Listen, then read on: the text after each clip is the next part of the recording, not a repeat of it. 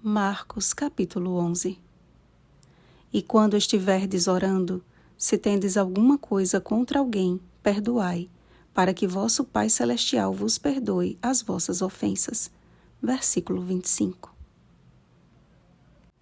Em meu estudo, percebi que o capítulo de hoje remonta aos primeiros momentos do ministério terrestre de Jesus. Percebam. Primeiro, no batismo de Jesus, Deus declarou: "Este é o meu Filho amado em quem me comprazo." Mateus capítulo 3, versículo 17. Na entrada triunfal, Jesus é aclamado como o bendito que vem em nome do Senhor. Segundo, no deserto da tentação, Jesus teve fome. Mateus capítulo 4, versículo 2.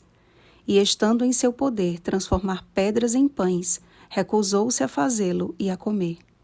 Ao avistar a figueira, Jesus teve fome e quis comer, mas não havia fruto. Terceiro, ainda no deserto, Satanás levou Jesus a Jerusalém, ao pináculo do templo, e a sua proposta prometia um grande milagre diante do povo, se ele se lançasse dali para baixo e fosse amparado por anjos. No capítulo de hoje, ao entrar no templo em Jerusalém, Jesus agiu como nenhum do povo esperava que ele agisse, lançando abaixo as bancas dos cambistas. E quarto, na última tentação do deserto, Satanás prometeu a Jesus toda a autoridade. Lucas capítulo 4, versículo 6. No capítulo de hoje, os principais sacerdotes, os escribas e os anciãos questionaram a autoridade de Jesus. A palavra de Deus não é maravilhosa, amados? Deus deseja abrir os nossos olhos a cada dia e nos fazer enxergar mais e mais tesouros dos depósitos celestiais. Felizes os que permitem que o Espírito Santo lhes fale e enterneça o coração com as dádivas de sua santa palavra. Eis o que profetizou Zacarias. Eis aí te vem o teu rei, justo e salvador, humilde, montado em jumento, num jumentinho, cria de jumenta. Zacarias capítulo 9, versículo 9. A vida de Cristo cumpriu perfeitamente todas as profecias que a seu respeito estava escrito.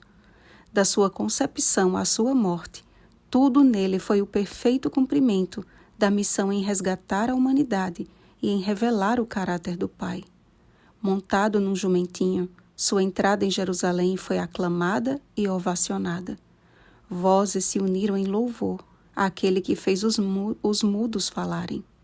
Aparentemente, o cenário apontava para um povo que finalmente o havia reconhecido como o enviado de Deus, o Messias prometido.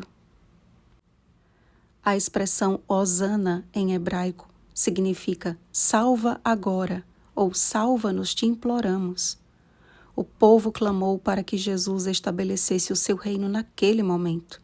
Estavam prontos para coroá-lo rei, mas tão logo Jesus entrou em Jerusalém, no templo, tendo observado tudo, partiu para Betânia na companhia de seus discípulos. Acabaram as homenagens, cessaram os gritos de alegria, que uma semana depois se tornariam em escárnio e humilhação no cruel e injusto coro: crucifica-o.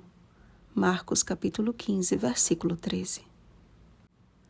Quando retornou a Jerusalém, a realidade do templo provocou o profundo zelo do Senhor dos Exércitos. Com autoridade e intrepidez, Jesus expulsou todos aqueles que não estavam ali para adorar, mas para se beneficiar às custas dos adoradores. O lugar que era para ser movido por orações e súplicas havia sido transformado em covil de salteadores.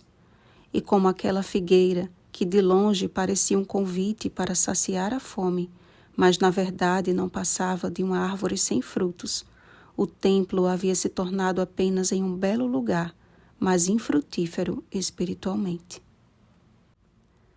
A vida espiritual da igreja não pode ser medida por seu aparente fervor. Aclamações e manifestações verbais não são provas de uma igreja viva e poderosa. Precisamos lembrar que o poder do Espírito Santo foi derramado sobre os discípulos quando estes estavam reunidos em oração, a portas fechadas, após 10 dias de busca pelo reavivamento prometido. E esta busca incluía a resolução de conflitos e a necessidade de reconciliação uns com os outros. Só então o Espírito Santo foi derramado e a igreja primitiva passou a produzir os frutos de um relacionamento íntimo com Deus. Deus tem agido com poder e ousadia a fim de alcançar corações ainda endurecidos. E o que Ele espera de nós como igreja, a igreja do Deus vivo, coluna e baluarte da verdade, 1 Timóteo capítulo 3, versículo 15, é que a nossa vida seja frutífera a tempo e fora de tempo. Que ao aproximarem-se de nós aqueles que estão sedentos em conhecer a Deus por meio de sua palavra, não sejam decepcionados por se deparar com cristãos de aparência, mas que não têm o alimento espiritual para oferecer. Que a nossa vida glorifique a Deus, sendo o verdadeiro louvor de hosanas que o mundo precisa ouvir. Tende fé em Deus e permita que o Espírito Santo expulse de sua vida tudo aquilo que a tem maculado, porque você é santuário do Espírito Santo. 1 Coríntios capítulo 6, versículo 19.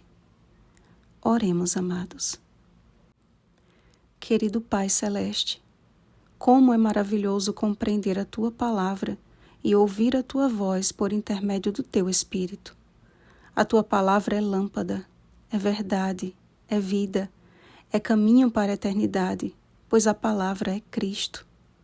Muda o nosso coração e santifica-nos por Tua santa palavra. Que tenhamos uma mente clara e lúcida para experimentar a Tua vontade. Faz-nos Tua igreja pura, sem mácula ou ruga, irrepreensível, pelo poder da graça de nosso Salvador. Em nome de Jesus. Amém. Vigiemos e oremos.